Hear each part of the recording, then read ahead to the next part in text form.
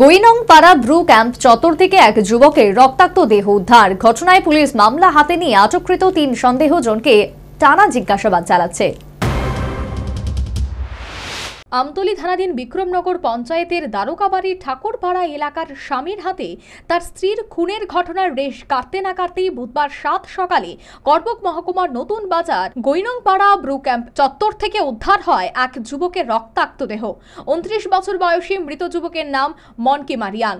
তার মাথায় এবং শরীরে একাধিক জায়গায় আঘাতের চিহ্ন রয়েছে। এই খবর চাউর হতেই ব্রু ক্যাম্পে তীব্র আতঙ্ক ছড়িয়ে পড়ে। অপরদিকে এই ঘটনায় আকাশ ভেঙে পড়ে মৃত যুবক মনকিমার স্ত্রীর মাথায়। কোলের শিশুসহ ২ শিশু সন্তান নিয়ে গৃহবধূ কান্নায় ভেঙে পড়ে। আমি তা করতে পারতাম না। আজকে সকালে আমি এখানে দুইজনে এখানে লাশ দেখছে, কে কইছে চিনে না কইছে। এরপরে আমি দেখতে চাইছে কইয়া আমি লামাইছে। এরপরে তারা চাপাল দেখছে। এরপরে আমি স্বামীর কইয়া আমি কালকে দিনে ও কাজ করিয়া তারা বাড়িতে আইসে আর তারা বাড়িতে ঢুকছে। এরপরে তারা রেডি করলে তারা ফুলারে তারা লইয়া তারা এমনি দম করিয়া তারা হাসছে আর এরপরে আমি ভাত খাইছি, তারা তো খাইছে না। মনকি মা এখানে নেই, গোইনংপাড়া সন্তান একজন নাই। আমি তা জানি না, এমনি কাজ করে ওখানে ২৯ রানে উইক সুখের মরিয়া। এদিকে ঘটনার খবর পেয়ে ছুটে আসে গোমতী জেলার পুলিশ সুপার নমিত পাঠক সহ জেলার শীর্ষ মহকুমা আধিকারিকরা এবং মৃতদেহ উদ্ধার করে হাসপাতালের মর্গে পাঠায়। পরে পুলিশ সুপার ব্রু ক্যাম্পে উদ্বিগ্ন বাসিন্দাদের এই ঘটনায় সুষ্ঠু তদন্তের আশ্বাস দেন।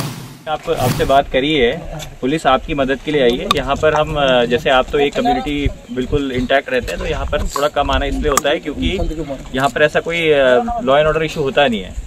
पर आप भी हमसे जो है जो जिस प्रकार की मदद है वो हम आपको प्रदान करेंगे।